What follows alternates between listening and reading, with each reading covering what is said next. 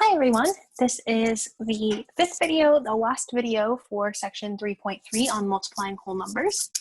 So I just want to wrap up the discussion for this section with a quick talk about units. So these units are going to be in any application, any word problem. For example, the example 8 on page 102, that solving any real life multiplication problem will always have units. And when we add and subtract things, our units aren't going to change because we're just taking away or adding things of the same type. But with multiplication, our units may change, they may not change. It really just depends on the situation. So let's look at some of those situations. So this first one has one piece of candy that cost 4 cents. And we want to know how much would 3 pieces of candy cost.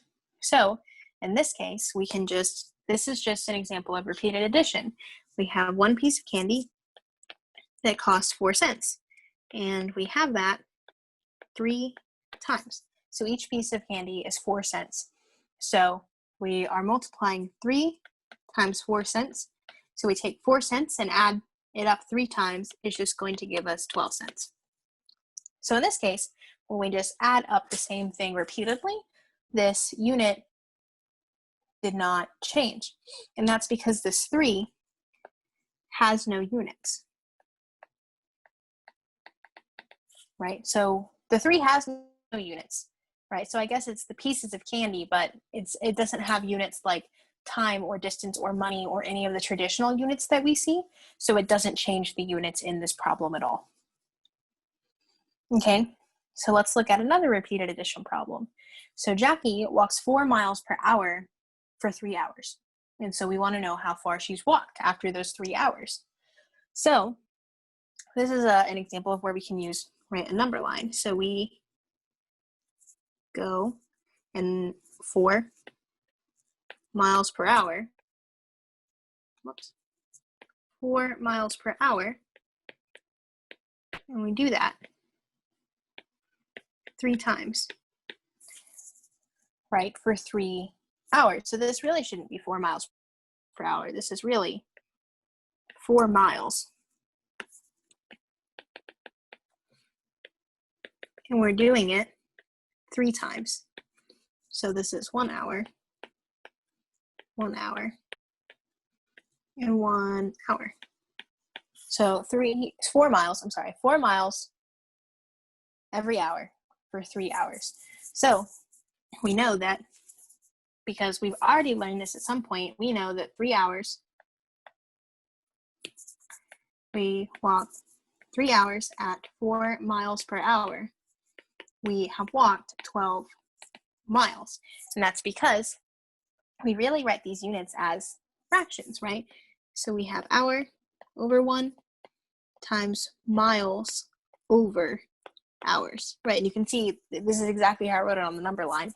Each of those intervals represented 1 hour of time, but also 4 miles of distance traveled. And so we know that when we multiply these things together, the hours will cancel and we're just left with the miles.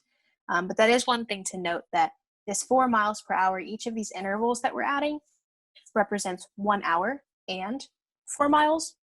And so once we're looking for distance, we are looking for that miles. But if we're looking for time, we're looking for hours.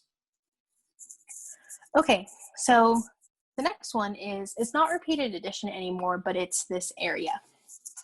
So we have a carpet that is 3 feet by 4 feet.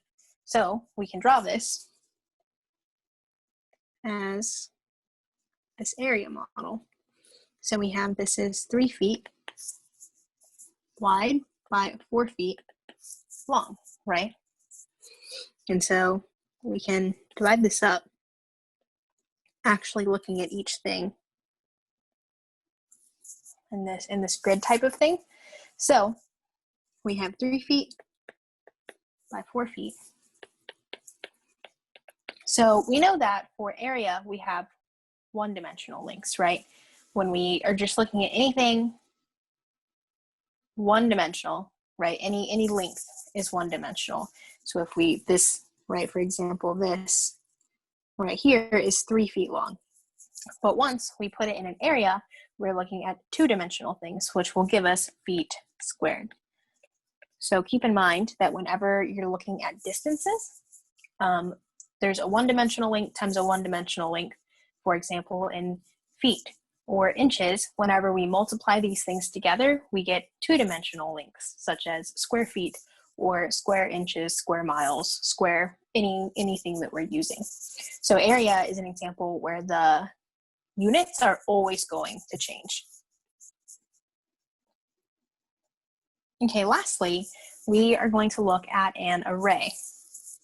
So we're looking at a sheet of stamps, and it has 3 rows and 4 columns. So we can look at a row of stamps, or I'm sorry, a column of stamps, and we have 4 of those, and then we have 3 columns of stamps. So there's going to be a stamp at each of these intersection points, right? So on these areas, we're having stamps. So we had 3 rows of stamps and 4